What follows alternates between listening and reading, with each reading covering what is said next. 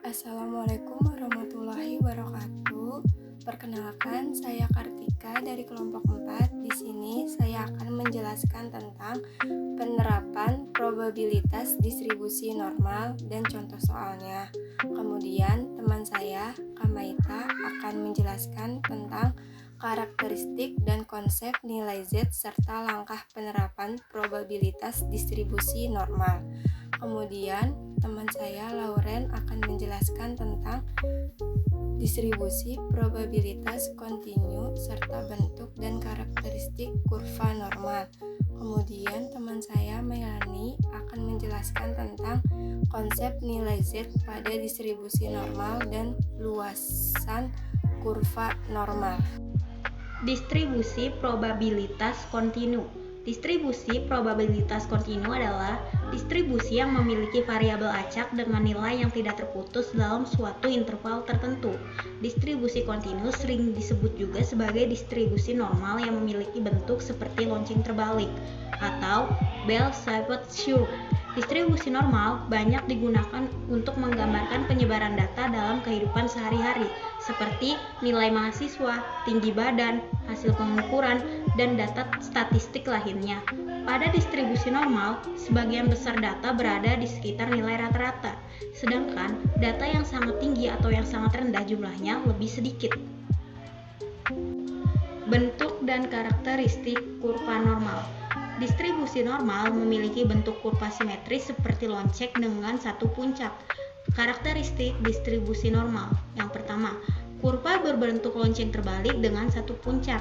Yang kedua, nilai rata-rata atau mean berada di tengah kurva. Yang ketiga, distribusi bersifat simetris sehingga mean, median, dan modus. Yang keempat, ujung kurva mendekati sumbu horizontal tetapi tidak pernah menyentuhnya. Yang kelima, sebagian besar data berada di sekitar nilai tengah, sedangkan sebagian kecil berada di bagian ujung kurva. Kurva normal menggambarkan hubungan antara rata-rata dengan jarak suatu data terhadap rata-rata tersebut. Nilai Z digunakan untuk mengetahui posisi suatu data terhadap nilai rata-rata dalam distribusi normal. Rumusnya yaitu Z sama dengan X dikurang mu per sigma, di mana Z adalah nilai standar, X adalah nilai data, mu adalah rata-rata populasi, dan sigma standar deviasi populasi. Nilai Z sendiri memiliki fungsi yaitu menunjukkan seberapa jauh suatu data dari rata-rata, mengubah berbagai data menjadi skala yang sama sehingga mudah dibandingkan, dan digunakan untuk mencari probabilitas pada distribusi normal. Langkah menentukan probabilitas ada 3. Yang pertama, mengubah nilai X menjadi nilai Z. Yang kedua, menentukan batas daerah pada kurva normal. Yang ketiga, mencari luas daerah berdasarkan nilai Z pada tabel distribusi normal standar. Luasan kurva normal. Luasan kurva normal menunjukkan probabilitas atau peluang suatu kejadian. Bentuk umumnya yaitu P dikali A lebih besar dari Z lebih besar dari B. Artinya peluang nilai Z berada di antara batas A dan B. Jenis luasan yang dicari ada 3. Yang pertama, luasan antara dua nilai Z, yaitu P dikali A lebih besar dari Z lebih besar dari B. Yang kedua, luasan sebelah kiri, P dikali Z lebih besar dari A. Dan yang ketiga, luasan sebelah kanan, yaitu P dikali Z lebih kecil dari A. Nah, luasan kurva normal ini kegunaannya yaitu menentukan peluang suatu nilai berada pada rentang tertentu. Yang kedua, menghitung peluang nilai lebih kecil atau lebih besar dari batas tertentu. Yang ketiga, membantu pengambilan keputusan berdasarkan distribusi data. Nah, nilai probabilitas diperoleh dari tabel distribusi normal standar atau tabel Z setelah nilai data diubah menjadi nilai Z. Penerapan probabilitas distribusi normal. Distribusi normal merupakan distribusi probabilitas kontinu yang paling banyak digunakan dalam statistik. Distribusi ini memiliki bentuk kurva lonceng bell shape yang simetris, di mana sebagian besar data terkonsentrasi di sekitar nilai rata-rata dan semakin sedikit data yang berada jauh dari rata-rata. Distribusi normal digunakan untuk menghitung peluang suatu kejadian dan menganalisis penyebaran data dalam berbagai bidang seperti pendidikan, penelitian, industri, dan bisnis. Melalui distribusi normal, suatu data dapat dianalisis secara lebih objektif dan sistematis. Karakteristik dan konsep nilai Z. Distribusi normal memiliki beberapa karakteristik utama, yaitu 1. Berbentuk kurva lonceng atau bell shape. Yang kedua, simetris terhadap rata-rata. Yang ketiga, mean, median, dan modus berada pada titik yang sama. Yang keempat, sebagian besar data terkonsentrasi di sekitar rata-rata. Dalam penerapannya digunakan nilai Z atau Z-score untuk mengubah data menjadi distribusi normal standar.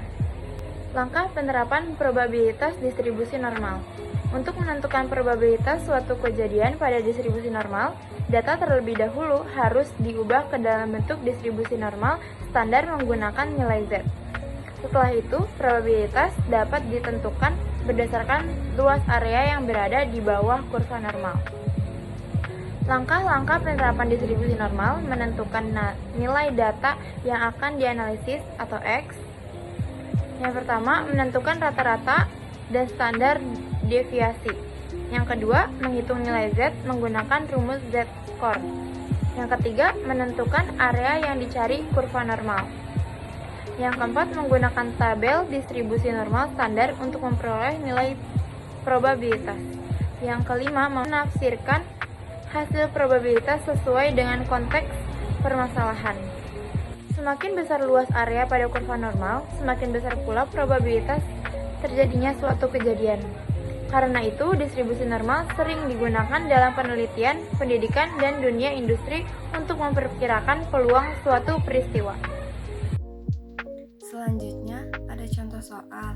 Diketahui hasil ujian kompetensi 200 mahasiswa berdistribusi normal dengan rata-rata sama dengan 60, simpangan baku sama dengan 10. Jika kriteria nilai A lebih besar dari 80, berapakah persentase mahasiswa yang memperoleh nilai A? Menghitung nilai Z. Z sama dengan X dikurangi rata-rata dibagi simpangan baku. Z sama dengan 80 kurang 60 dibagi 10 sama dengan 2. Berdasarkan tabel distribusi normal standar, peluang nilai X lebih besar atau sama dengan 80 setara dengan peluang nilai Z lebih besar atau sama dengan 2. 0,5 dikurangi 0,4772 sama dengan 0,0228 atau sama dengan 2,28%. Kesimpulannya, persentase mahasiswa yang memperoleh nilai A adalah 2,28%. Hal ini menunjukkan bahwa sebagian kecil mahasiswa yang mendapatkan nilai sangat tinggi karena nilai tersebut berada jauh di atas rata-rata kelas.